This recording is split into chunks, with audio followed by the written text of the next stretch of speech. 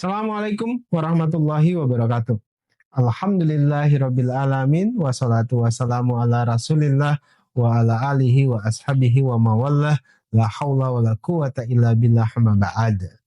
Sahabat Garuda TV yang dimuliakan oleh Allah Subhanahu wa taala. Beberapa hari yang lalu saya bertemu dengan salah satu sahabat dekat saya.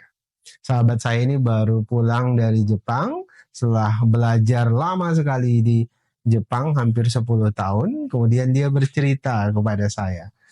Dia nyampaikan bahwasannya beberapa hari yang lalu dia dan istrinya beserta dengan satu orang anaknya yang masih berusia 10 tahun itu pergi ke supermarket. Di supermarket, kemudian si anak itu mencicipi 3 buah lengkeng. Nah, kemudian dari supermarket itu kembali ke rumah, kemudian si anak cerita kepada ibunya. Ibu, tadi saya di supermarket mencicipi 3 buah lengkeng dan lengkengnya manis sekali dan enak sekali.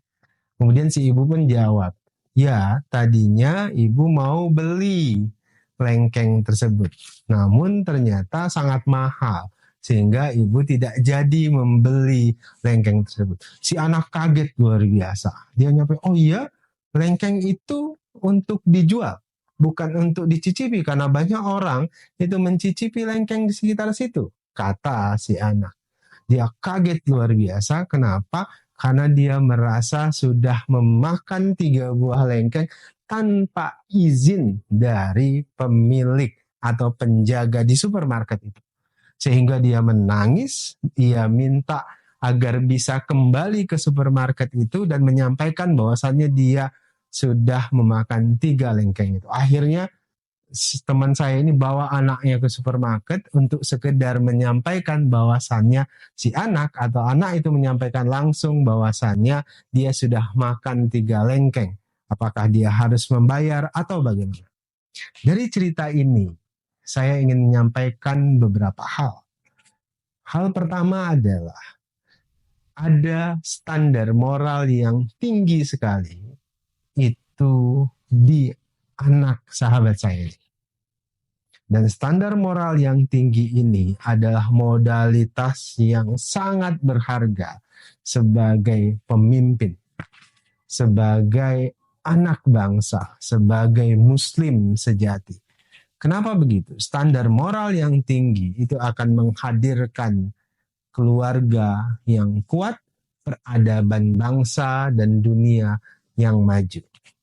Dan puasa itu sejatinya adalah madrasah untuk meninggikan standar moral. Kenapa? Karena di puasa kita dituntut untuk jujur. Kita dituntut untuk menghadirkan akhlak yang baik.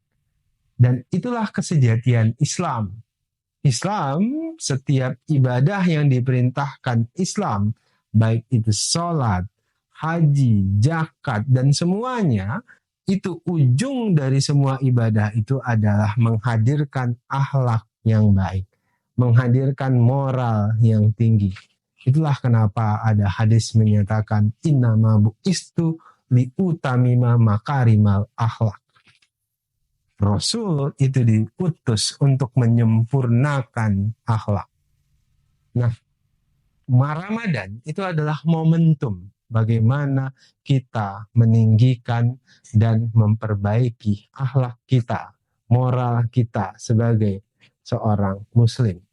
Karena belakangan ini yang menjadi PR hidup dan kehidupan kita adalah bagaimana seorang muslim bisa menjadi muslim yang baik akhlaknya, muslim yang baik adabnya. Karena peradaban yang tinggi itu pasti diisi dengan kejujuran, diisi dengan adab yang tinggi. Sehingga peradaban itu akan menghadirkan peradaban yang maju, di mana nilai-nilai kemanusiaan, di mana nilai-nilai kejujuran itu hadir dalam kehidupan kita sehari-hari. Dari cerita anak sahabat saya tadi, kita ingin belajar semakin tinggi moral atau standar moral kita, maka akan semakin tinggi peradaban dan keadaban yang hadir di tengah masyarakat tersebut. Oleh sebab itu sahabat sekalian, mari momentum ibadah puasa di bulan Ramadan ini kita jadikan sebagai momentum untuk memperbaiki moral, memperbaiki akhlak kita pribadi. Puasa itu menuntut kita untuk bersikap jujur kepada Allah Subhanahu wa taala. Kita bisa membohongi keluarga kita bisa membohongi sahabat-sahabat kita bisa membohongi masyarakat dan siapapun untuk mengatakan kita berpuasa. Misalnya, sejatinya ternyata di belakang itu kita tidak berpuasa. Ada ketidakjujuran di situ, tapi kita tidak akan pernah bisa membohongi Allah Subhanahu wa taala. Oleh sebab itu, sahabat sekalian, puasa Ramadan itu harus menjadi bulan kejujuran, harus menjadi bulan meninggikan standar moral sebagai muslim. Sekali lagi, selamat melaksanakan ibadah puasa. Mari jadikan ibadah puasa kita bermanfaat untuk perbaikan akhlak kita semuanya. Kurang lebihnya saya mohon maaf. Fastabiqul khairat, nasrun minallah wa fatun qarib. Wassalamualaikum warahmatullahi wabarakatuh.